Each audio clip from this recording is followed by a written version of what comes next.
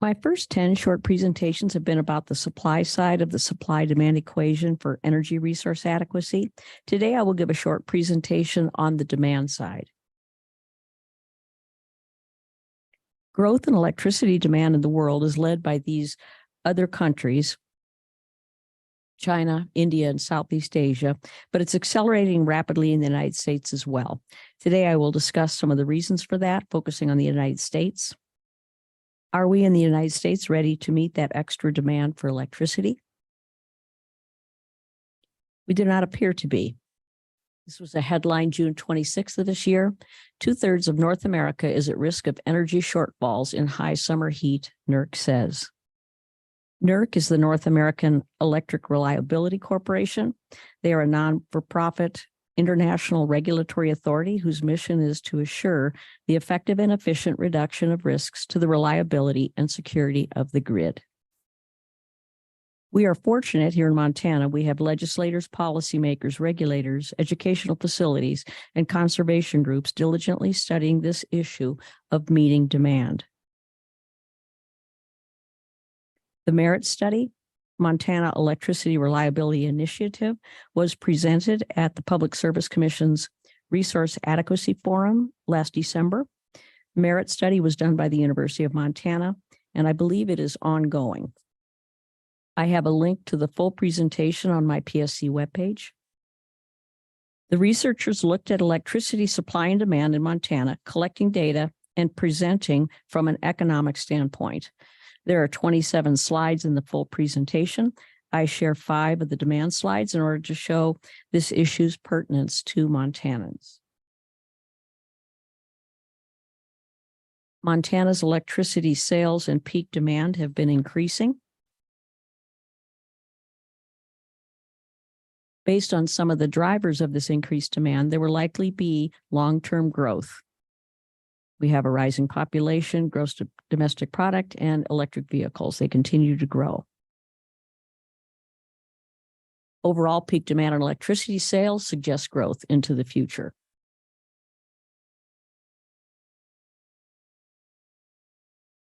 Montana is trending toward becoming a net importer of electricity. The merit study presenters said that within the next 5 years, if something doesn't change in our energy policy, that is where we'll be heading. The merit study, based on the majority of its slides, suggests it's primarily supply issues that are causing this grim forecast, but certainly there are demand issues as well, and that's what I will address today. The merit study identified the following drivers of increased electricity demand: population, gross domestic product, and electric vehicles. I will cover population and GDP first.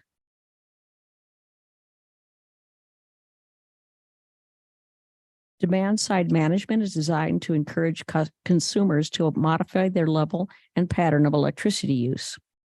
It is an important part of the solution in all energy demand sectors, including residential, commercial, industrial, and agricultural.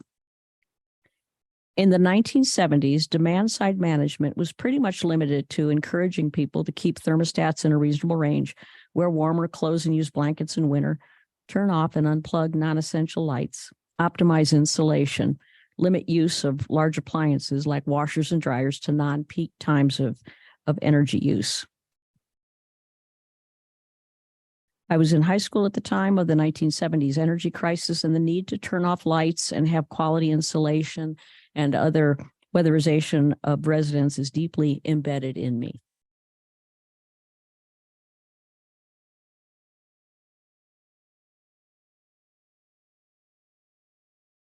The voluntary demand management is, of course, still in place. The Texas grid operator ERCOT asked its customers several times this summer, including just last week, to conserve energy use from 7 to 10 p.m. to avert a potential crisis. In the Houston Chronicle this morning, there was an article by one of their staff writers that said, conservation may ultimately have played a part in helping the Texas grid make it through without the need for emergency conditions. In a statement, Electric Reliability Council of Texas spokesperson Trudy Webster said past conservation efforts have seen approximately 500 megawatts of demand reduced from the grid. Since the 1970s, demand-side management programs have become more sophisticated and include financial and other incentives. The most sophisticated forms include the use of smart meters. I will discuss this further in a future presentation.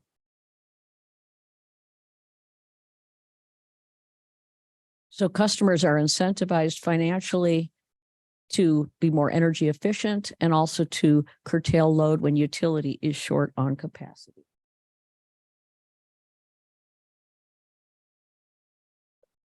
The other driver of increased electricity demand discussed in the merit study was electric vehicles. They are certainly a cause of increased electricity demand. This is a CNBC article, July 7th of this year. The title was Why the Electric Vehicle Boom Could Put a Major Strain on the U.S. Power Grid. From the article, over half of all new cars sold in the United States by 2030 are expected to be electric vehicles. Also in the article, the California Public Utilities Commission Energy Division Electrification Impact Study, Part 1, that was put out May 9th of this year, the preliminary results estimate that it will require about $50 billion for grid investments by 2035 to accommodate increased electrification that includes electric vehicles. Here's a quote from the article. A new Tesla Model 3 driving the national average of around 14,000 miles per year would use about the same amount of electricity charging their vehicle at home as they would on their electric water heater over the course of a year, and about 10 times more electricity than it would take to power a new energy-efficient refrigerator. Larger electric vehicles, such as the Ford F-150 Lightning, would generally use more electricity than central air conditioning unit in a large home. Important to let that sink in. This is a driver of increased electricity demand that was not talked about in the merit study, and that is increased electrification. Sounds too basic to even state such a thing, but there is significant meaning if you consider the current definition of electrification. The traditional definition of electrification is the process of powering by electricity. The second definition is the operative one for the purpose of this presentation, and that is the one that we hear about on the news. When they refer to electrification, they are almost always talking about replacing technologies or processes using hydrocarbons, like internal combustion engine and gas boilers, replacing them with electrically powered vehicles and heat pumps and solar and wind sources of power. Electrification increases demand. Still rather obvious, but what are the ramifications? The ramifications of this are so profound, I will dedicate a short talk to this topic in the future. The topic of the risk to the grid of unbalanced electrification. Electrification, by this definition, getting away from hydrocarbon sources of fuel, causes increased electricity demand on the grid. Conservative estimates are increased by 25% over the next 10 years. I've seen it as high as 40%.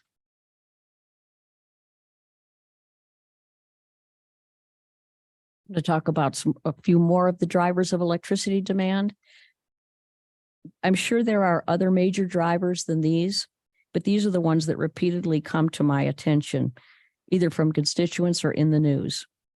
I had planned to go in alphabetical order like I have it listed here, but decided to talk about cannabis grow rooms first because the other three are often interconnected, sometimes inseparable, and they use far more electricity than cannabis growers.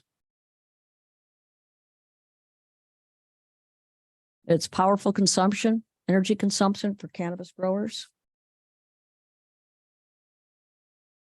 Cultivators of cannabis agree with estimates of the Northwest Power and Conservation Council, NPCC. The typical commercial facility for cannabis requires between 2,000 and 3,000 kilowatt hours of energy per pound of flour. Why so much power needed for cannabis? The lighting intensities are similar to hospital operating rooms, often continuous. Dozens of hourly temperatures or fan speed air changes are needed to keep atmospheric conditions ideal. And there are motorized time sprinkler systems.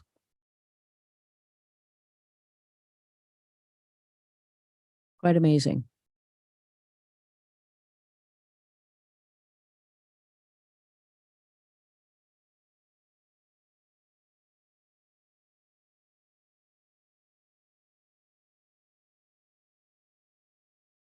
I'm going to talk about data centers. Data centers are where computing and networking equipment is concentrated for purposes of collecting, storing, processing, distributing, and/or allowing access to large amounts of data. Virtually all equipment in a typical data center needs electricity.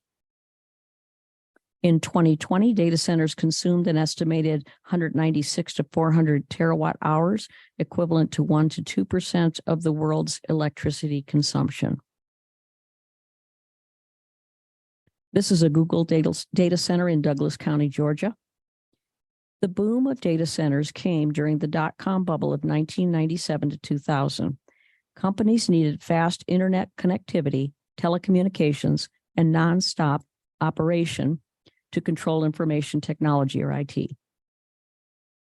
Installing such equipment for rooms for computer system servers inside the company was not viable for many smaller companies, and large data centers could provide third-party service to these smaller companies and to individuals.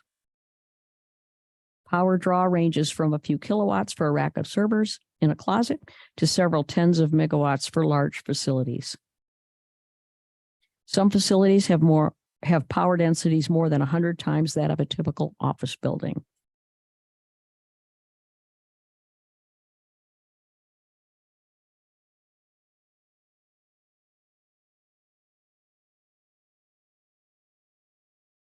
Why so much power needed?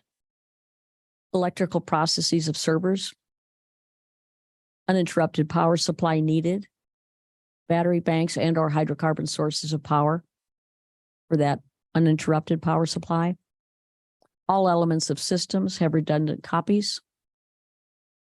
There are extensive cooling and airflow systems.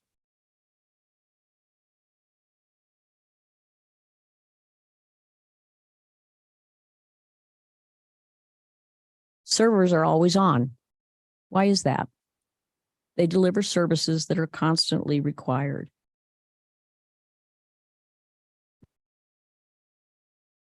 I'm going to talk a bit about servers, not an interesting topic for most people, but I think it's important to discuss to emphasize the marvels of technological genius, but more pertinent to our topic today, to give us a deeper understanding why these data centers use so much electricity.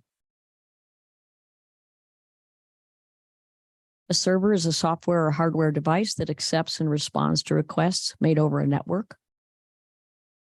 This is one you might have. This is what they look like stacked at a data center. Server structure basics.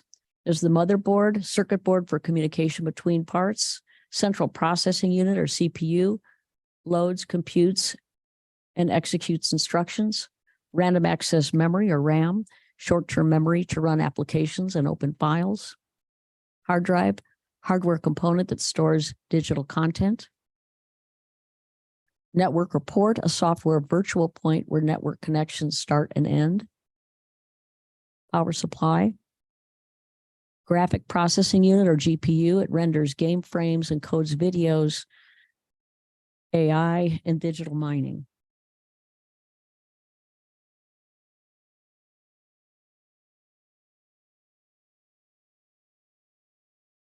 Motherboard, CPU, RAM, hard drive, GPU. CPU processes data that you input via a mouse keyboard algorithm. However, the program instructs it to. Your CPU tells various hardware components what to do, perhaps play a sound or display a screen. It loads program instructions from memory and executes the instructions. CPUs today can execute millions of instructions per second. Regarding GPUs, you can run a PC without a GPU, but a PC without a CPU won't be able to do much of anything. A GPU is a physical chip dedicated to processing graphics. GPUs had their beginnings in accelerating gaming and graphics. Now GPUs accelerate AI, which in turn accelerates gaming. GPUs provide unmatched image recognition capabilities, so are key to creating self-driving vehicles and other adaptations to a vast number of different real-world scenarios. GPUs enable machines to perceive environment and learn complex tasks and speed analysis of those images, then turn that data into new capabilities. So think about all of that. Fathom that in data centers, rows and rows of servers spread over thousands of square feet, all with industrial cooling systems. There's no way to perfectly accurately gauge how many servers are in a typical data center, in part because that information is protected, details of operations withheld for security purposes. Nevertheless, some people have attempted to estimate it. And one of them said, if you judge by how many servers can fit in an 8-tile pitch configuration within a certain amount of square feet, there could be close to 3 million servers in a high-tier data center. Another estimate could come from calculating how many servers could be used with a given energy capacity. If a similar high-tier data center has 850 megawatt capacity and each track was using 25 kilowatts of power, that institution could potentially operate close to 2 million servers.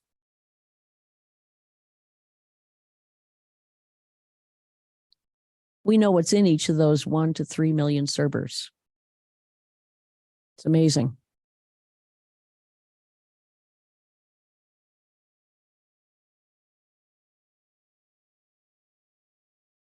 Most of us are familiar with Facebook, so I use it as an example of dramatic increase in use and show you what a Facebook center looks like. That's what a Facebook center looks like. It's gigantic. You look at you can figure out roughly how big the buildings are compared to what you see on the trees there in the roads.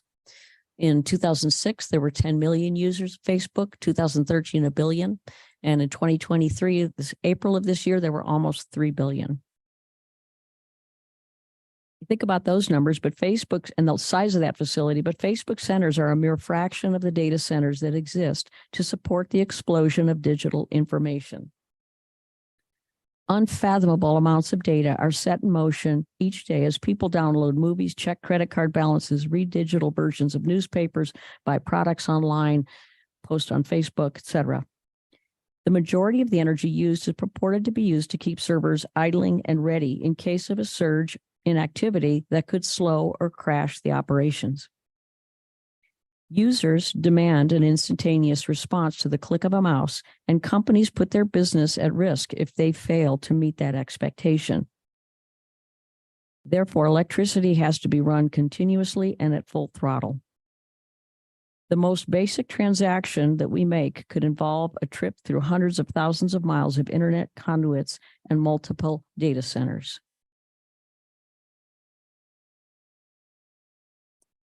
A major driver of electrical demand is artificial intelligence.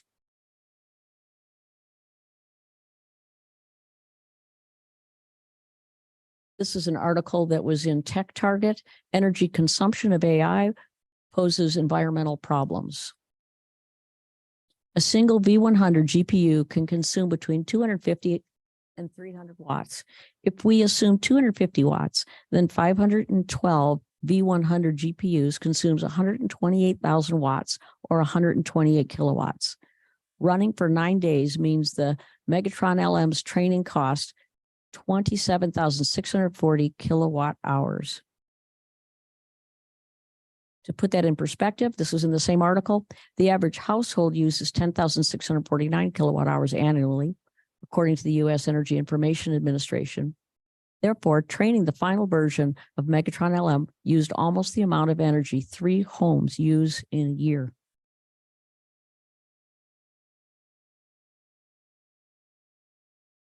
This was another article. Artificial intelligence is likely to add new layer of demand for data center industry. It's published June 1st of this year.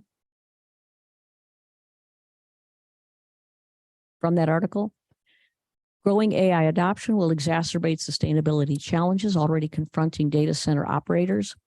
Compared with the Google search, for example, a chat GPT search consumes 10 times more compute cycles, or the steps in a computer's processor that a computer's processor executes when it receives instructions.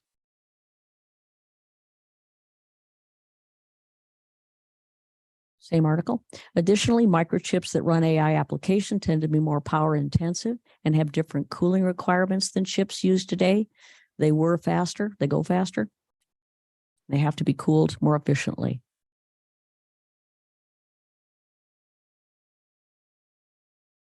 Same article. We're about to adopt a technology that represents a geometric increase in the consumption of compute cycles and related power and cooling. But I'm not aware of any architecture, plan, or technology that's going to increase the power supply by 10 times. In other words, we're not keeping up.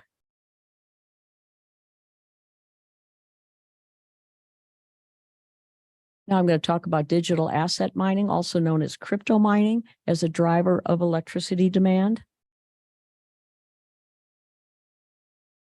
This is Riot Blockchain's Whinstone Bitcoin mining facility in Rockdale, Texas. Photo was taken in 2021.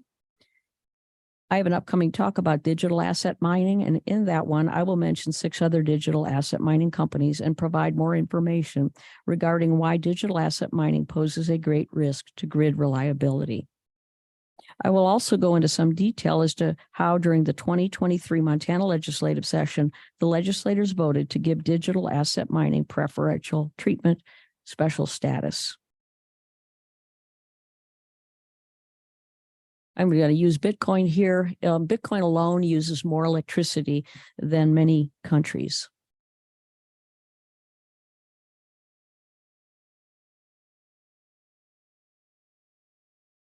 Going back to that article about AI, there was a quote in there about Northern Virginia. It says, the largest data center market in the country, Northern Virginia, has been growing so fast that power transmission capacity couldn't keep up even before AI prospects began to fully emerge. Other markets are facing similar constraints. Barden cautions.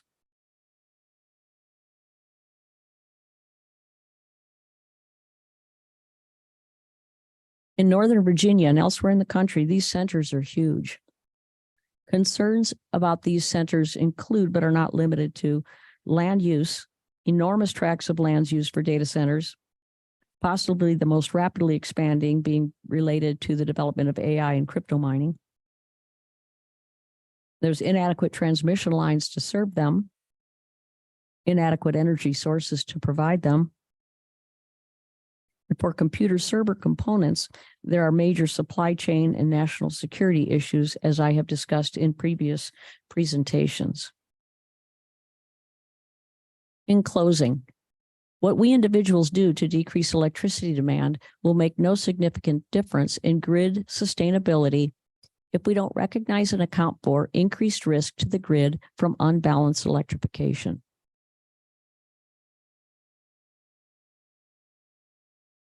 What we do as individuals to decrease our electricity demand will make no significant difference in grid sustainability if the following sources of highest electricity demand and risk to the grid continue to have priority over you for usage: artificial intelligence, data centers, and digital asset mining. While you're shivering in the winter and sweating profusely in the summer, your Bitcoin miners are making bank because they have priority over you. Your wants and needs matter. Make sure your legislators know what your thoughts and needs are. Perhaps they need to reverse their decision. Thank you.